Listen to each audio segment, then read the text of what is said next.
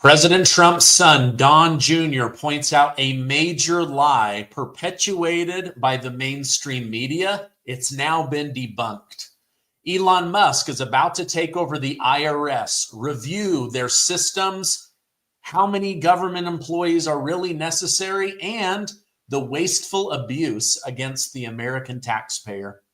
President Trump pushes to end the Russia-Ukraine war, but Europe seems to want it to drag on, and USAID is discovered to have funded terrorism and white supremacy lies in schools in America. Thank you so much for liking and sharing these videos. I appreciate you stopping by today.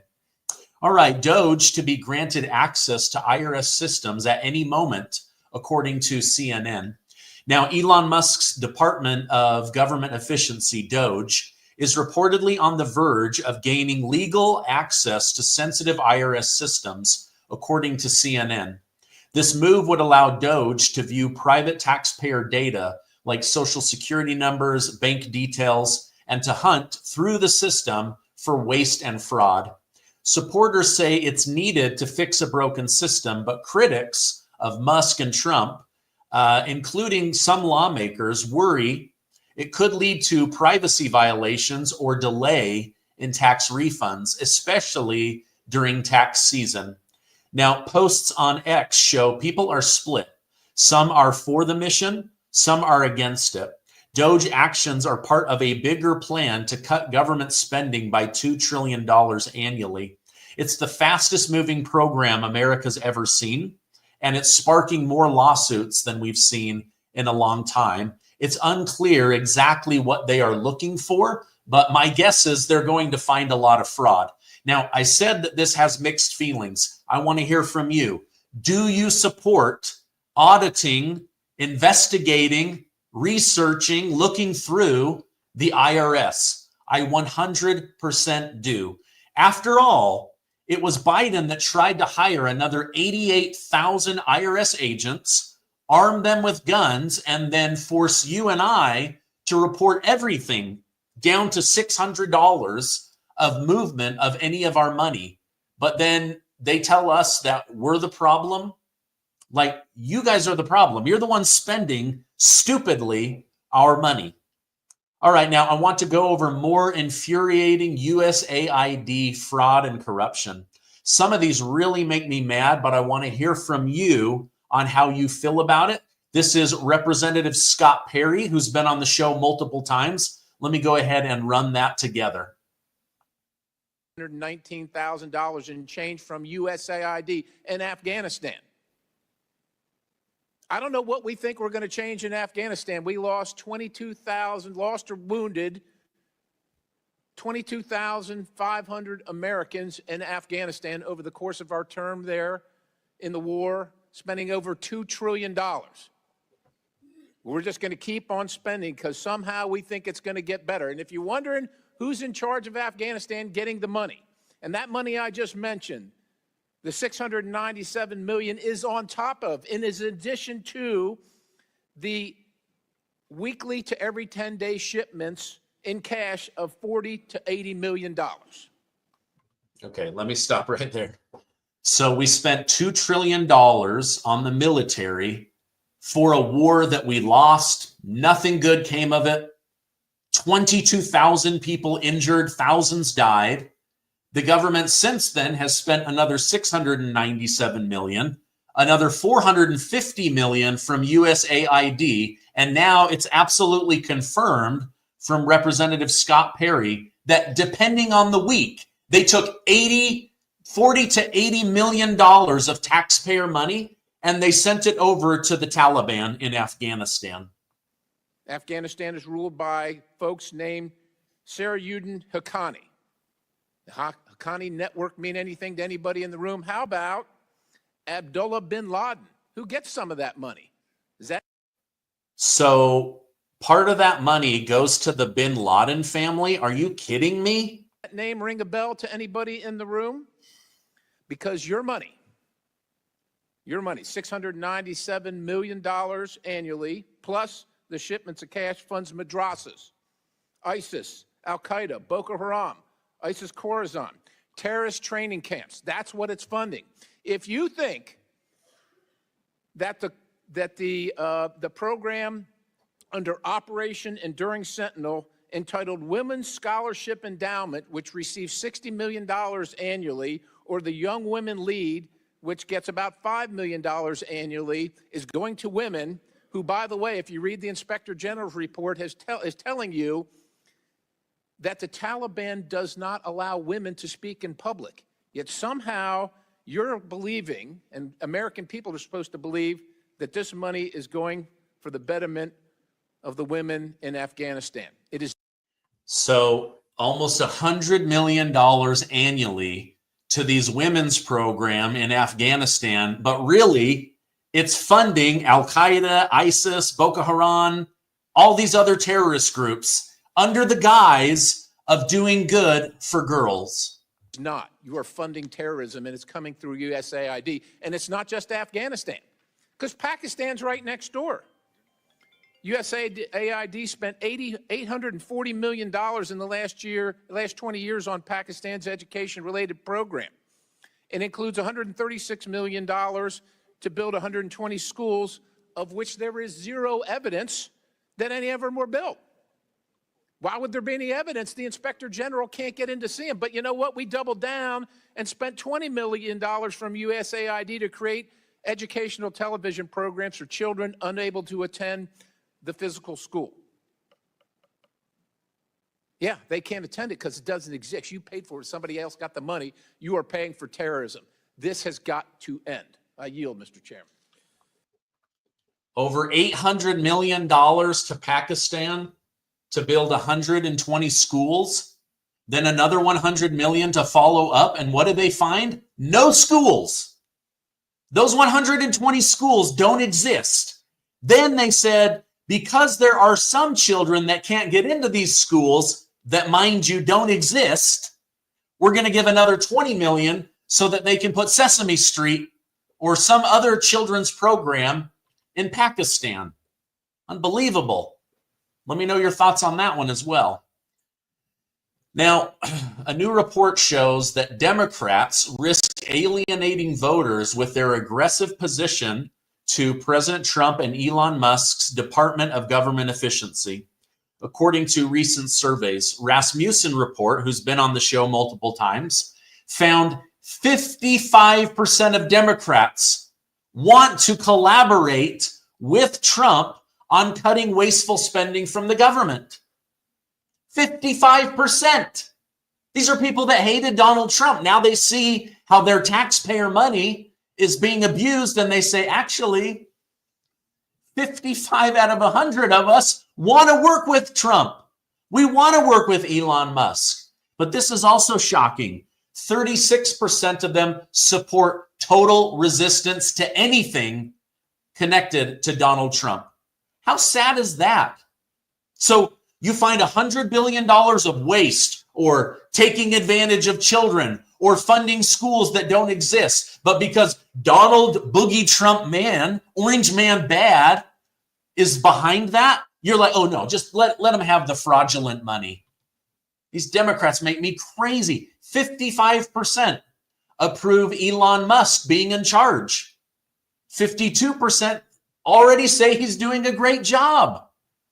So Democrat protests against agency closure like USAID, the Education Department, the crude attacks on Trump and Musk, including Maxine Waters, Robert Garcia, are seen as out of touch, potentially jeopardizing the party's appeal for future elections. Fingers crossed. Let's keep hoping these morons be morons. They're losing the people. You cannot steal from the American people and have them go, yeah, no, I guess I'm okay with that. You can't lie to them. Right now, their biggest lie is eggs are expensive because of Trump. But under the Biden administration, they ordered the killing of 100 million chickens. That's just one story. I'll tell you another story. Barron Trump and Don Jr. go scorched earth on Democrats. Barron Trump issues a warning that Democrat media is looking for every way to make his father look bad, even if it means lying. Don Jr. pointed out a story of how the government signed a $400 million contract with Tesla for bulletproof trucks for possible military use. Democrats lost their mind. Why would Donald Trump sign a $400 million contract with Elon Musk? Oh, that's because we line the pockets of our billionaire friends. That's what they always say. Tax cuts for his billionaire friends, lining the pockets of his billionaire friends. Well, guess what? They dug in a little deeper. That $400 million contract with Tesla was signed by the Biden administration, not President Trump. And the proof is that the State Department said, actually, it was Biden. It wasn't even Trump. Now, the plan to purchase armored vehicles originated under Biden's 2021 executive order promoting electric vehicles within federal agencies.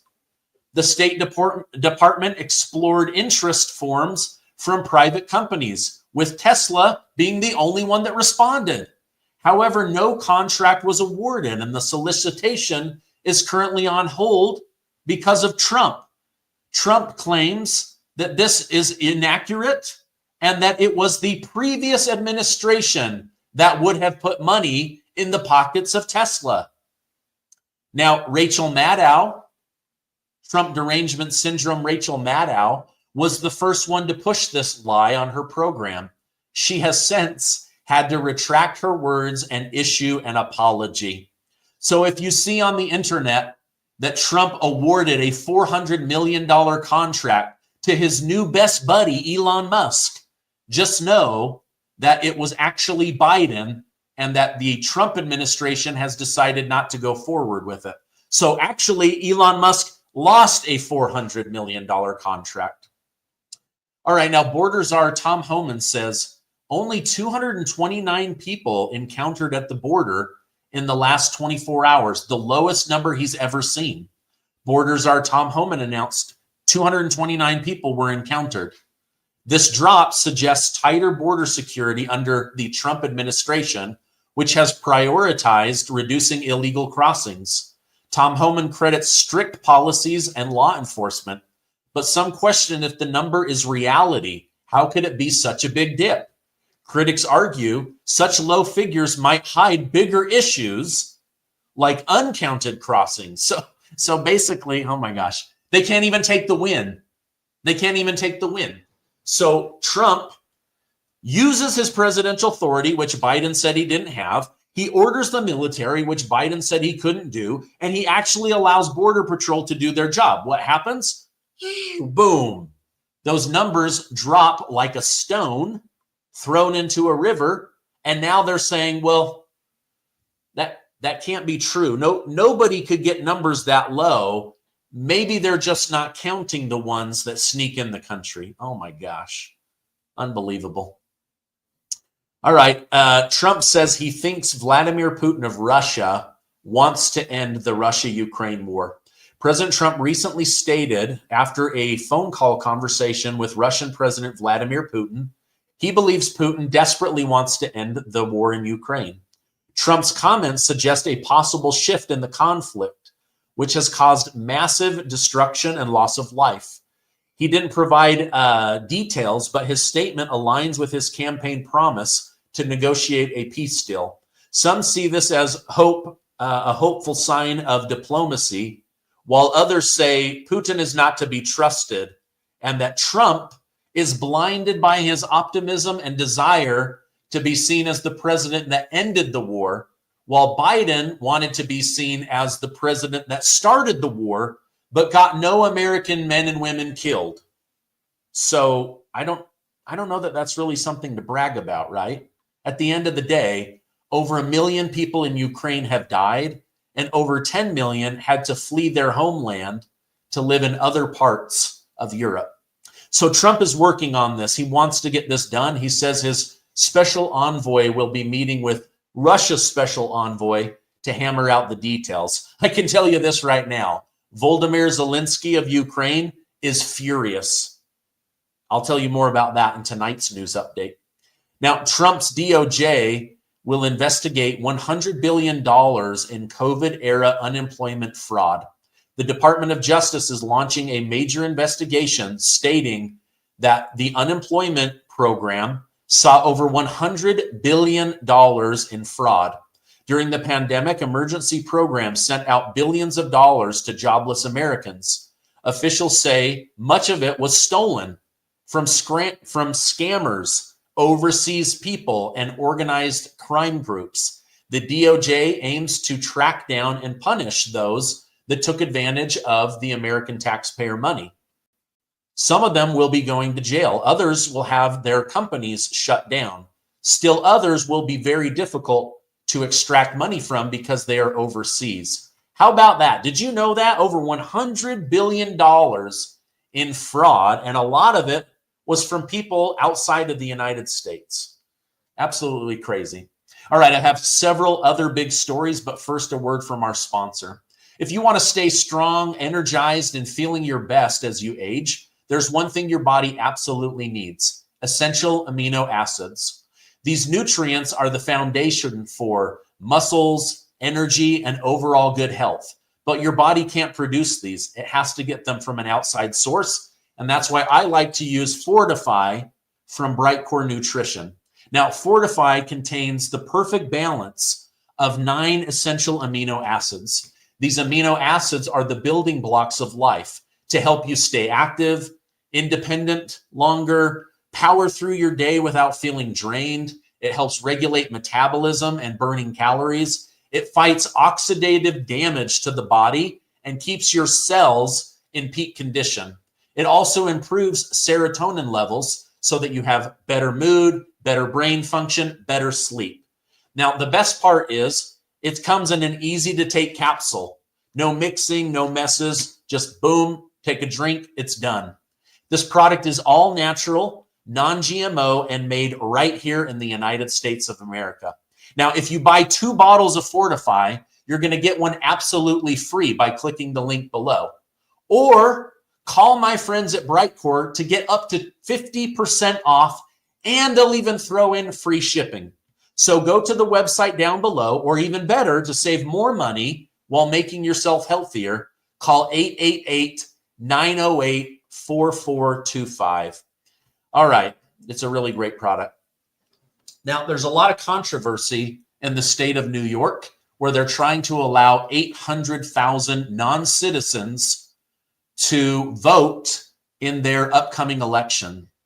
This started in 2021 when New York tried to change the law. Gratefully, Republican officials in New York caught this and stated that it violated the state constitution and diluted citizen voters. In February of last year, it went to an appeals court where they fought for 800,000 illegal immigrants to be able to vote in New York City elections. As of right now, this is stuck in the appellate court, but it is believed that an answer will come out. Let me know over in the comments, do you want 800,000 illegal immigrants watering down your vote? I know I don't. I want my vote to count, and I also want it to be precious, right? Printing money devalues money. Allowing illegal immigrants to vote waters down your real vote. All right, final story. The Department of Education awarded an $8 million grant to an NGO that advised public schools in 13 states. The organization promotes the view that America is a radicalized structure of power, privilege, and oppression built up to maintain white supremacy over Black people. Critics argue this funding supports divisive ideology and education, potentially influencing curriculum and also students' perspective on Black Americans and white Americans. This money was funded through USAID. It has since been shut down. That's the last thing we need. Yes, our country has a stain of slavery and it has fought through civil rights, but to come out and now openly educate that everything is built up to make white people more powerful and everything is built up to make Black people victims, it's not good for anybody. It's terrible. I'm glad that they rooted this out and that they're getting it out of there. That's the last thing we need taught in 13 states in every single school, is that Black people are victims of everything and white people build everything around keeping themselves in power. I'm really grateful. You know, the Republican Party grew a lot in Latinos and Black Americans. So the Big Tent Party continues to get bigger and bigger, and I, for one, love it. All right. Hey, thank you guys so much. If you could, give this video a like, because it helps more than you know. So if you like the channel and you want to be supportive, just hit the like button. Also, hit that subscribe button. We're on our way to 2 million amazing truth seekers. Hey, I love you guys. Stay amazing, and I will see you on the next